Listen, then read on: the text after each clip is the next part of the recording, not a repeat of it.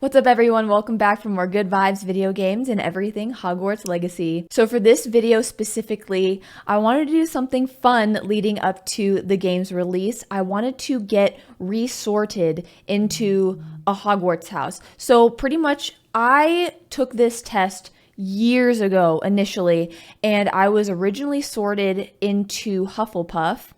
Not really a shocker at the time, and I feel like that is still my soul house, if you know what I mean. Since we're getting so close, I kind of want to take the test again. I want to get resorted and see if I'm the same, if I'm going to be put back into Hufflepuff, or maybe I've changed since then, which I definitely have. Years ago when I first took this test, I was a kid. I was a very, very, very different person back then. So with all the change and growth that I've gone through in my life so far, I want to see if maybe that'll change which house I belong in. So I have the Wizarding World quiz up right now, and I am ready to take it and see which house I'm going to be sorted into, because I want it to be as authentic as possible when I play this game. I want to be in the house that I'm really meant to be in based on whatever the questions they ask me, whether it's like psychology based or just like even what is my favorite color. I have no idea. All right, I am very curious to see where I'm going to get sorted. So let's get started. All right, discover your Hogwarts house. Create my portrait. I'll do that later. I really just am more curious about which house I'm going to get sorted into. So get sorted now. Ooh, river or forest? Dang, I don't know. I love nature and I love both. I am definitely a water person. I love trees. This is so hard. What would I rather go? I have honestly no idea. Okay, so like first thought that comes to my head, I really love the water. It is just so cleansing. It's such a neutral element. I love it. I love the flow of a river, and I've kind of learned throughout my life to just kind of go with the flow. So I feel like at this point, I really vibe more with rivers. So I'm going to go with river. You enter an enchanted garden. What would you be most curious to examine first? The fat red toadstools that appear to be talking to each other. Toadstools. Did they eat one of the toadstools before watching them talk? What are they on? Okay, next. The bubbling pool, in the depths of which something luminous is swirling. The silver-leafed tree bearing golden apples. The statue of an old wizard with a strangely twinkling eye. That's just giving me like kind of creepy vibes, so I'm not going to go with that. The silver-leafed tree bearing golden apples. I'm between this one or this one, the bubbling pool in the depths of which something luminous is swirling. I don't know, I kind of like the water theme, so I definitely a water person. I'm gonna go with the bubbling pool, but I am really intrigued by this because golden apples, I'm getting like this tree of life, fruit of knowledge, wisdom type vibe from this picture, and I really like wisdom and knowledge and learning. I am definitely a lifelong learner. I also kind of like the mysticism of the tree. I don't know, I'm really drawn to this photo too. So I changed my mind. I'm gonna go with this. What are you most looking forward to learning at Hogwarts? All about magical creatures and how to befriend, care for them. I'm so an animal person. So, flying on a broomstick, yes. Apparition and disapparition, being able to materialize and dematerialize at will. I mean, that's cool, but fantastic creatures, fantastic beasts, hello. Secrets about the castle. I want all of that. I want all of it. But I'm definitely more of like an animal. I feel very connected to animals. I love my dog. Like, it was my own child. Yes, I am one of those dog parents. Okay, don't judge me. One of the things I talk about a lot is being able to hang out in the room of requirement and go in through like the little portal door and hang out with all the animals and beasts and stuff. Oh, and I can't wait to see all the variety that we get. So I'm going to have to go with this. I love animals. Choose a category to continue. Cats, toads, owls. I'm going to go no with the toads. I don't know. I'm not really like an amphibian person. Cats, if it was between cats and dogs, I would probably have to go with dogs, but that's not an option. Not really as much of a cat person. I do like cats, but I feel like most cats don't like me. I don't know. I don't know. Anyway, I think I have to go with owls. Owls to me are just very mystical. For me, they symbolize wisdom. They're very quiet. They're observers, right? And then they wait for the opportune moment to strike. So I just find that they're very, very intelligent creatures. So I'm going to go with owl. If you were attending Hogwarts, which pet would you choose to take with you? Barn owl, tawny owl, snowy owl, screech owl, brown owl. I really don't know too much about any of these owls. And my dog Toby is white. He's an all-white Jack Russell Terrier. And for some reason, I am just drawn to like pure white animals that have just white coats. I just find it so like appealing. So I gotta go with the snowy owl. Again, there's like, they're ghost-like, they're very ethereal, and I love really anything ethereal or like very majestic looking, and that's always what I get when I look at a snowy owl, so I'm gonna choose that one. Which of the following do you find most difficult to deal with? Oh, loneliness. Not really anymore, to tell you the truth. I have learned to kind of overcome loneliness. Boredom, oh, that's a hard one for me. I hate being bored. I always feel like I need to do something. But I also think boredom is it's really important to kind of feel that, in my opinion, because sometimes when you get so bored, that's like the catalyst for you to actually do something, right? So sometimes you become so overwhelmed with not doing enough, or you feel like you need to do something or whatever. Sometimes it's very nice to just allow yourself to get bored so that you become inspired to do something. And a lot of times boredom is where I get my inspiration, when I'm just so in the moment and so, again, bored. Hunger, oh, that's a tough one for me. Yeah, I get really hangry. I hate cooking with a passion. If I do cook, I try to make a bunch of meals. Like, I try to meal prep for as many days as I can so that I don't ever reach a point where I can get hangry and I can just go grab something really fast. I try to be as efficient as I can when I do cook, but I hate cooking, but I also hate being hungry. Being ignored. I think that was something I struggled with, like, growing up, is feeling like I wasn't enough. And all right, Toby, we hear you. We hear you. Yeah, I think I used to really struggle with this a lot more when I was a kid, and I really wanted to be accepted by my peers, like in school, any activity that I was involved in at the time. And I really took it personally when I felt ignored or excluded. But I think as I've gotten older, I have found a lot of joy in spending time with myself, being my own best friend. And I don't really think that I really care about being ignored anymore, because if I do ever feel like that, I kind of just go, all right, like, it's probably nothing personal, and I kind of just ignore that feeling of being ignored, and I go do my own thing. Like, I'm at a point now where I just go do my own thing. Cold, I also hate being cold. But I would rather be cold than be hot, because you can always put on more clothing, but you can only take so much off. Like, once you get down to your skin, you're kind of out of luck. So which of the following is the most difficult to deal with? Probably hunger. I really struggle with being hungry. Boredom, not really. I tend to always find something to fill my time with or to stimulate my brain. Loneliness, no. Like, I always got me. I'm my best friend. I don't really struggle with loneliness too much. I think taking myself out on dates is probably one of my favorite things to do. I think I'm going to go with hunger. One of your housemates has cheated in a Hogwarts exam by using a self-spelling quill. I wish. Now he has come top of the class in charms, beating you in second place. Professor Flitwick is suspicious of what happened. He draws you to one side after his lesson and asks you whether or not your classmate used a forbidden quill. What do? I can't lie. I'm telling you right now, I can't lie. Like, it is so obvious. I can't hide anything. My facial expressions have always given everything away about how I'm feeling, what I'm thinking. Like, I can't lie to save my life, so I just stopped trying. I have no choice but to tell the truth. Probably too honest for my own good. Okay, tell Professor Flitwick the truth. If your classmate is prepared to win by cheating, he deserves to be found out. Also, as you are both in the same house, any points he loses will be regained by you for coming first in his place. True, smart. I do like that.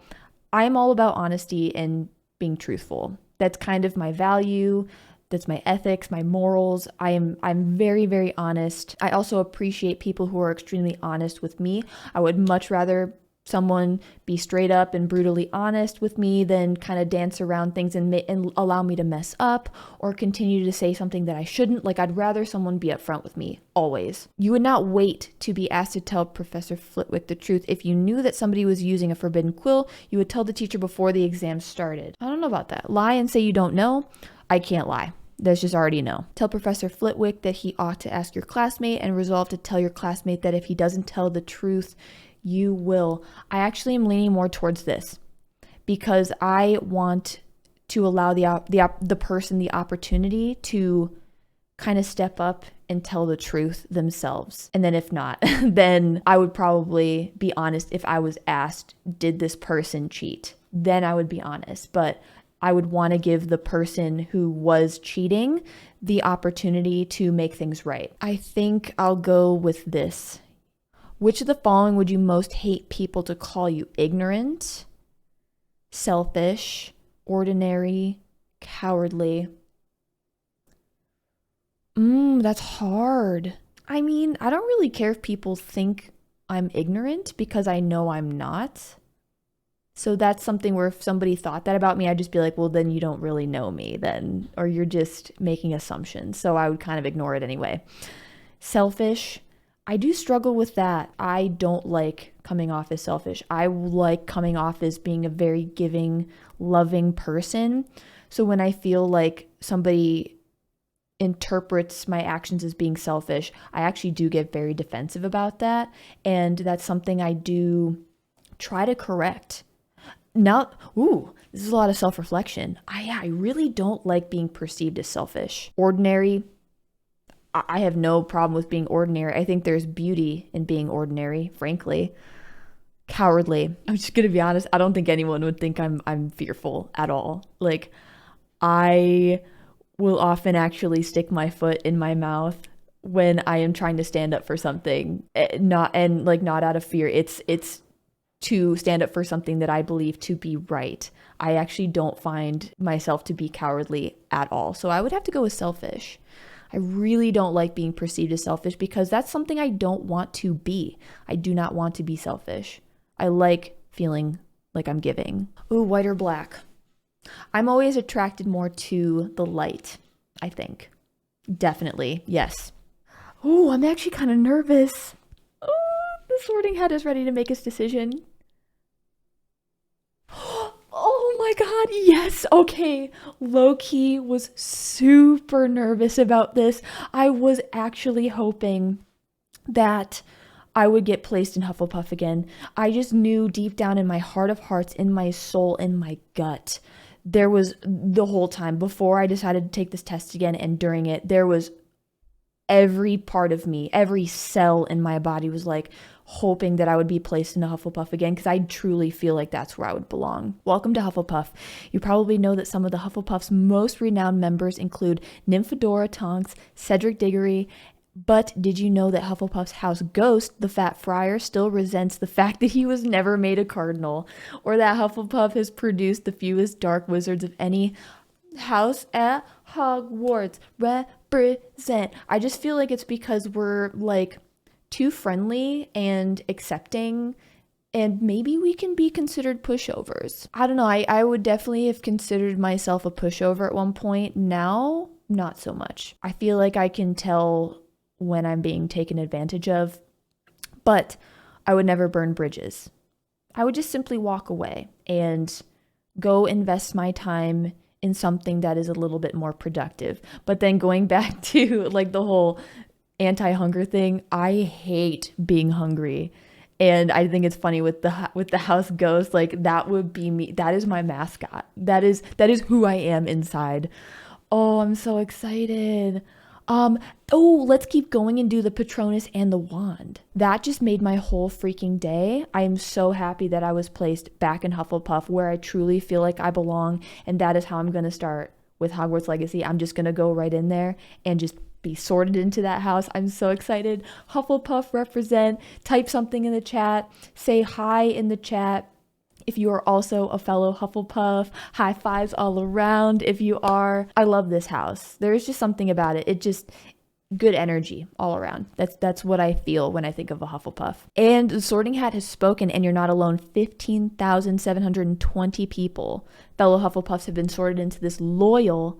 It's another thing. I would consider myself an extremely loyal person. I'm very, very, very excited. Newt Scamander's there, which makes sense because Fantastic Beasts, care of magical creatures, duh. I liked Nymphadora Tonks a lot. She always struck me as an extreme badass, and I love her powers. Talented Auror and Metamorphomagus. I think I would be an Auror, to be honest, with a penchant for vibrant hair. I love bright colors. I really love bright colors. I really don't wear black anymore. If I wear dark colors, it's brown. Like, I have been so into wearing browns recently, like earthy colors, things that keep me grounded. So yeah, I noticed recently, actually, I used to own like only black shirts, pants, like clothes all around. And I've recently started buying other more colorful things that make me feel bright and vibrant and inviting. So that's just interesting. That's really interesting. They know me too well. And she's a key member of the Order of the Phoenix, which is kind of cool because that's one of my favorite movies out of all of the Harry Potter movies. All right, let's do the Patronus. I want to know what my Patronus is. All right, I'm going to answer these as honest as possible.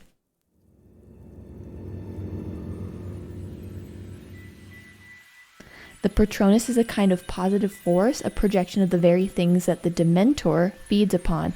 Hope, happiness, the desire to survive. So it's pretty much just the opposite of that. The Patronus is the light where the Dementors signify darkness. Discover your Patronus. Yes, please. You can only discover your Patronus once the questions are timed. Go with your instinct. I love that. Go with your intuition always. Relax. Think of your happiest memory. Oh, this past week. When I was out of town. Okay. Serve, protect, seek. Oh shoot. I would say, oh crap. Okay. You need to react more quickly. Okay, fine. Oh my god, this is anxiety induced. Glitter, shine, glow. Glow.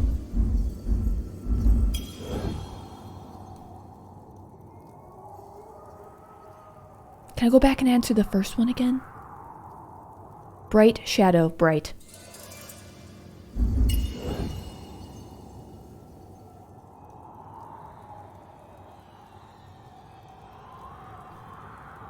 Think, sense, feel. Easy.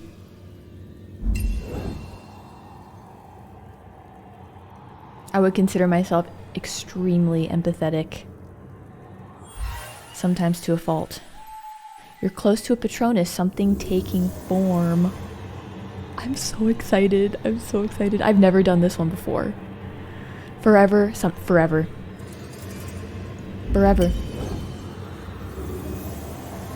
I think that also is like, goes along with the characteristic of being extremely loyal. You're loyal forever. Love, trust, hope. Trust. I think trust is the ultimate form of love. I think you can love somebody, but not necessarily trust them. Which that makes it hard. Click, drag, and release for your Patronus.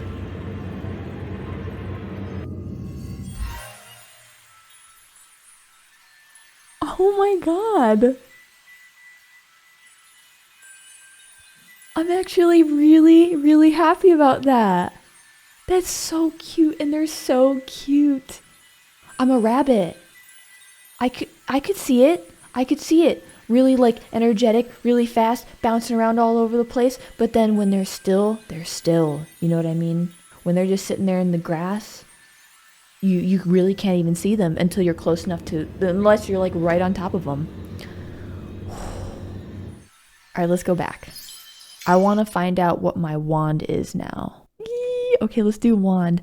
Take part in your official wand ceremony. I do feel kind of weird though that I still didn't choose the first one. Like I didn't go with my gut on that one. I took way too long. But anyway, it's done. What's done is done. Take part in the official wand ceremony. Finding your wand is a rite of passage for all young wizards and witches. So what are you waiting for? Discover yours now in the Harry Potter fan club online wand experience. Find your wand. First of all, would you describe yourself as average height, tall, short? Average height. And your eyes, dark brown, black, hazel, blue, green, blue, blue, gray, gray, green, brown. I think it's green. Green or like hazel. What was the day on which you were born? The 20th, so an even number. Do you most pride yourself on your determination, originality, imagination, optimism, resilience, kindness, intelligence? Can I say all of those? Not to sound egotistical at all, but determination, I didn't always have an extreme sense of determination. That is definitely something that I developed with age, I would say. Like when I have my mind set on something now, I am very determined to see it through. There is very little you can do or say to talk me out of it. Originality, I would say like creativeness, is that a word? Originality / creativeness. I like to think I'm original, like I'm originally me. I'm the only me that exists on the planet. But I would say I kind of do a little bit of everything. Like not everything that I come up with is totally original. Sometimes I gain inspiration from what I saw somebody else do, and then I take a portion of it and I kind of make it my own, and then I use it. I don't always reinvent the wheel. So I wouldn't say I'm always 100% original, but I don't think you really need to be 100% original. There's something kind of nice about adapting something that inspired you before into something present, you know? Imagination, I'm not actually a very visual person. I actually really like to talk about this a lot, but I always ask people, like, when you think, how do you think? Do you think in visuals, in pictures, or do you think in words? I'm somebody who thinks in words. There is constant chatter in my head. I am constantly having a conversation with myself.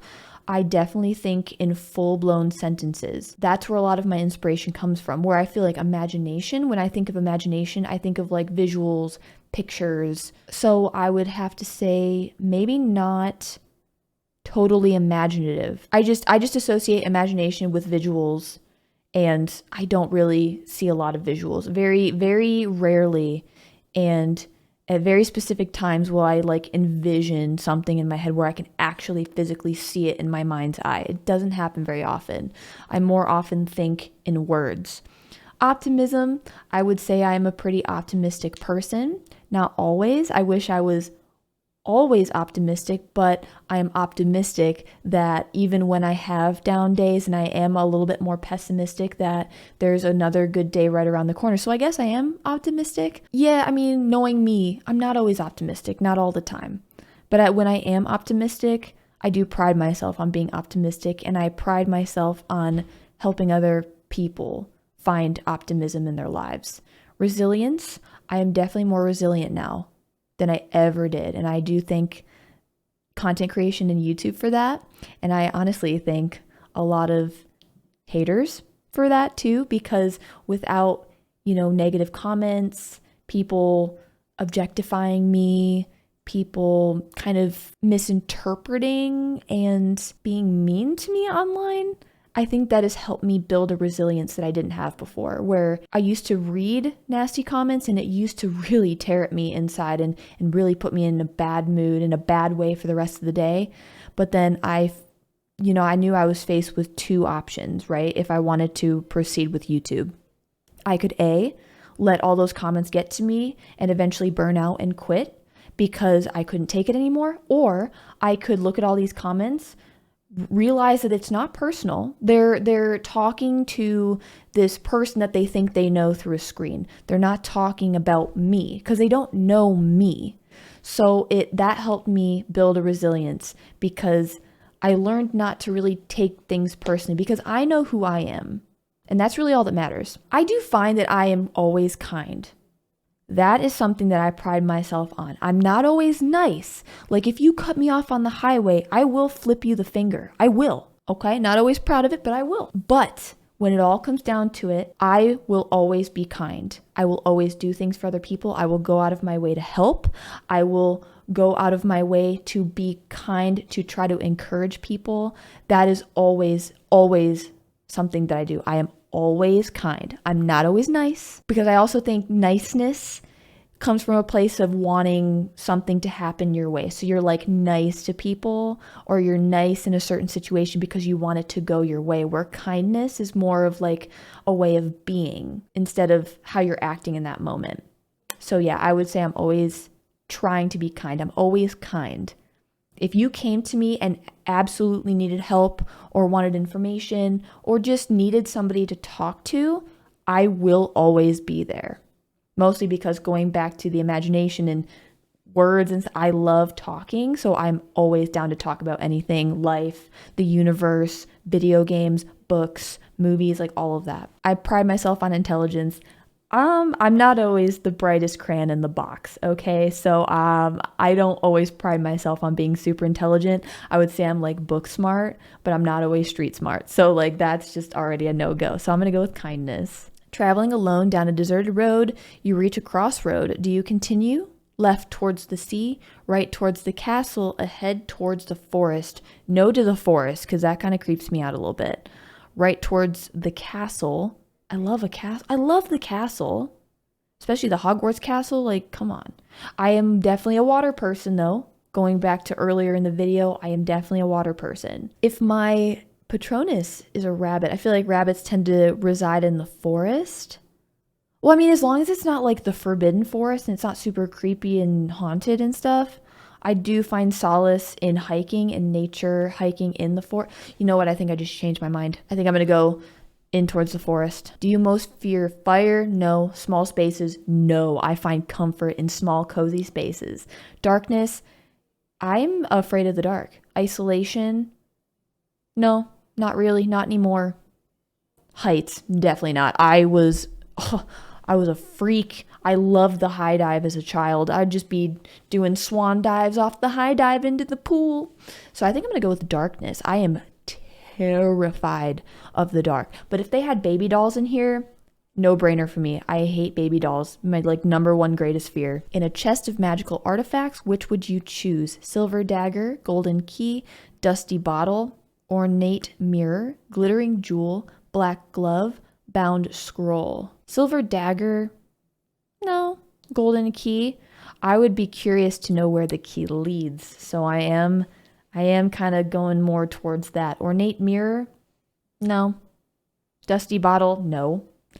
Glittering jewel, I'm not really like much of a jewelry person, to be quite honest with you. I don't really care about glitzy, showy things, never really have. Black glove, no. Bound scroll, I think I'm gonna go with golden key. I'd be like, where does this lead?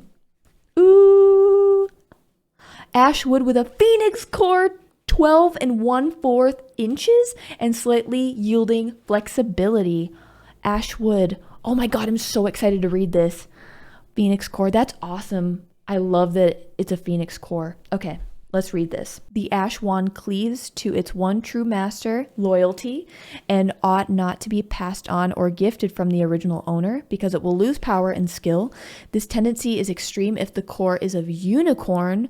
Old superstitions regarding wands rarely bear close examination, but I find that the old rhyme regarding rowan, chestnut, ash, and hazel wands, rowan gossips, chestnut drones, ash is stubborn. I am an extremely stubborn person, extremely stubborn. If you tell me that I can't do something, you bet your sweet booty that I will prove you wrong.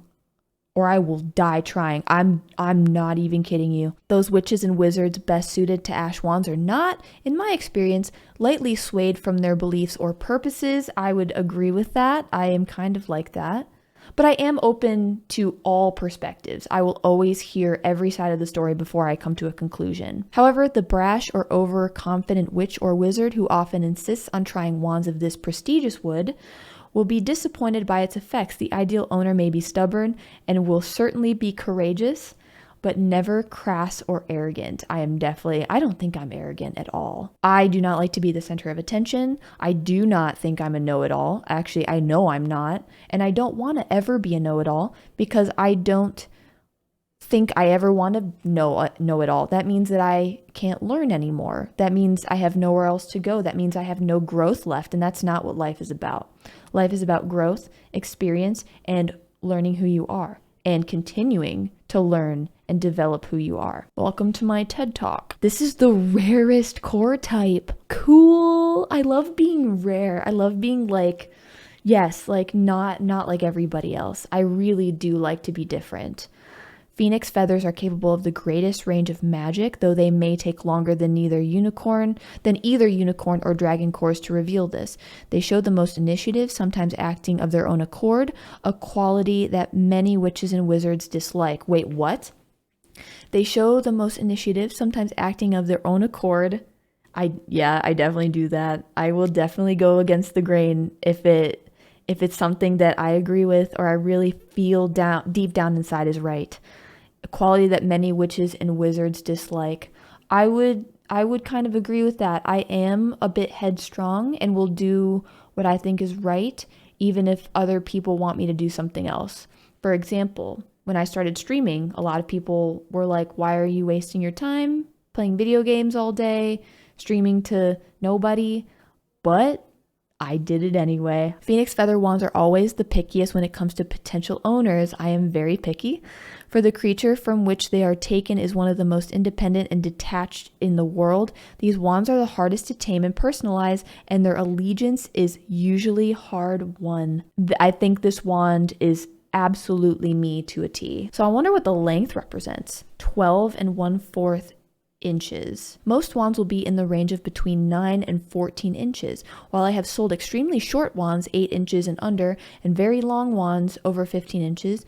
These are exceptionally rare. In the latter case, a physical peculiarity demanded the excessive wand length. However, abnormally short wands usually select those in whose character something is lacking, rather than because they are physically undersized. Many small witches and wizards are chosen by longer wands. That's really interesting. Slightly yielding flexibility. Wand flexibility or rigidity denotes the degree of adaptability and willingness to change possessed by the wand and owner pair. Although, again, this factor ought not to be considered separately from the wand wood core and length, nor the owner's life experience and style of magic, all of which will combine to make the wand in question unique. That is a quality that I always strive to be, is unique. For some reason, I just never liked the idea of conforming. I never liked the idea of just fitting in.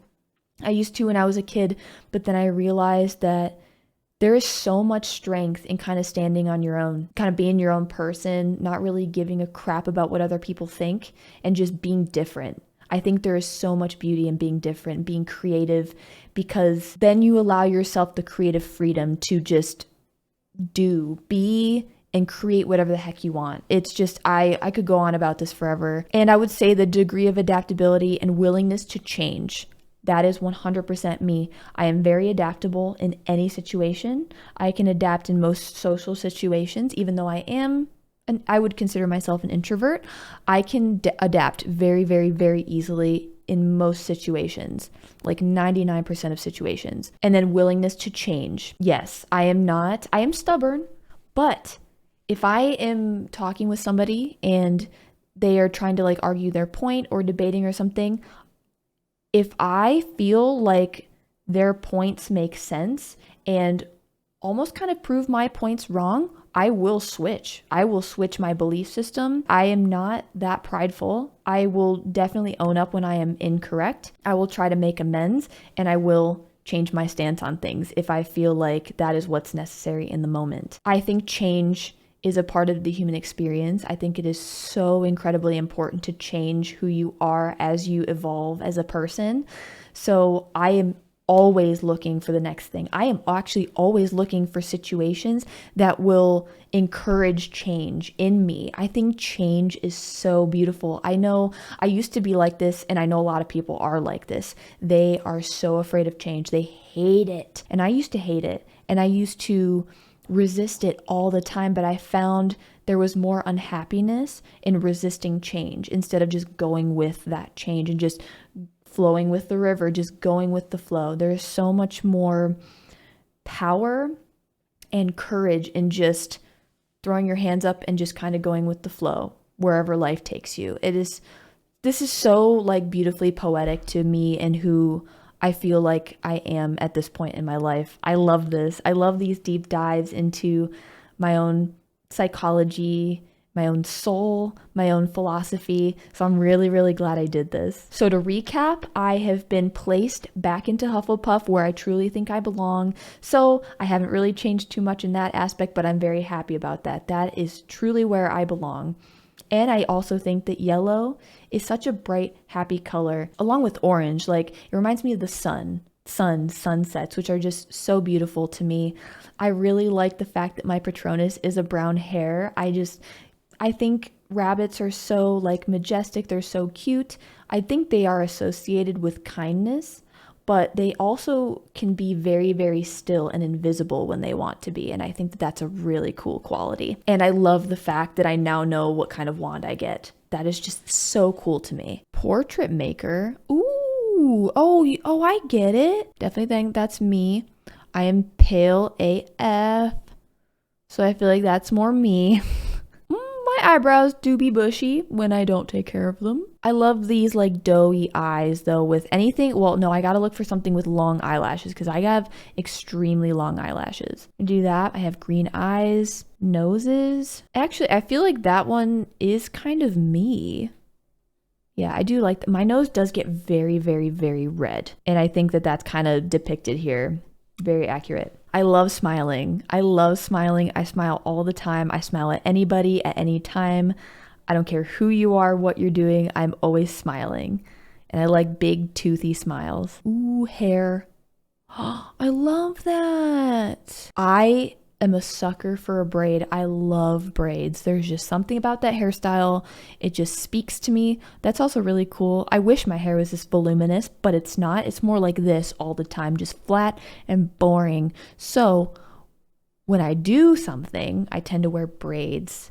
And I am definitely a blonde at heart. I would say I'm more of like a dirty blonde. This is probably closer to my natural hair color. I love being a blonde.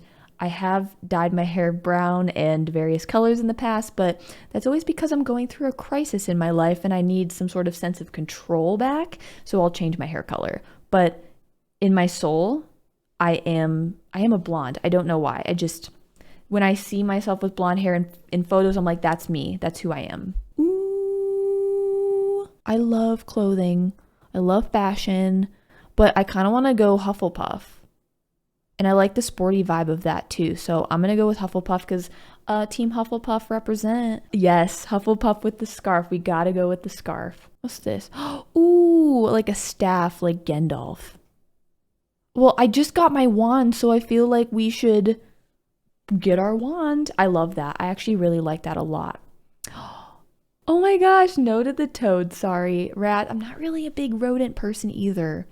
Owl is kind of sick. I do like the owl.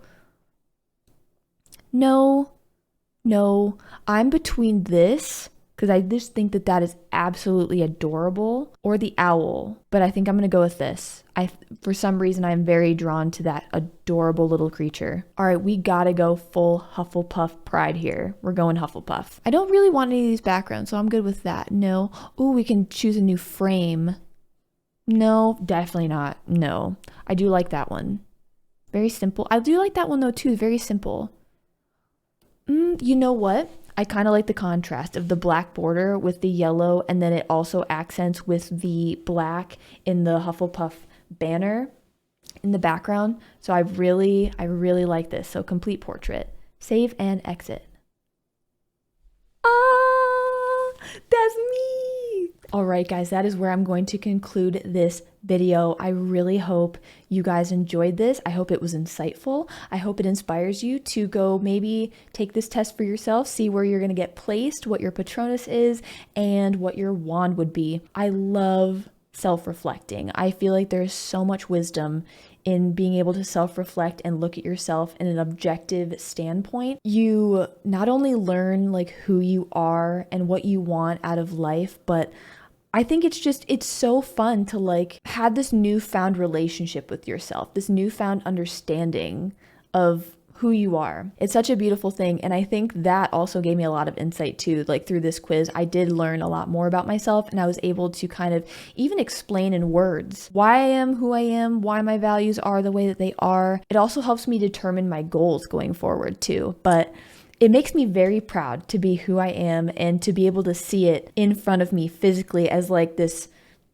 overarching profile. I love this kind of stuff. Anyway, thank you guys for watching. If you made it to the end, I love your face. This has made me even more excited to play Hogwarts Legacy because I am approaching it from this more authentic standpoint, which to me again is very important. I want to be able to jump into Hogwarts Legacy and become a student and explore Hogwarts as me, as the person that I think I am, or that this helped me discover who I am. Yeah, that makes sense, right? Anyway, I really hope you guys enjoyed this. If you have also taken this quiz in the past, the house quiz, the Patronus quiz, and the wand quiz, I definitely want to see what you got from your quiz down below in the comments. I want to read through like what you were told when you took this quiz. I also want to see all the Hufflepuffs down in my comments. We have the best house. I mean, all of them are great in their own way. And that's the beauty of Hogwarts, is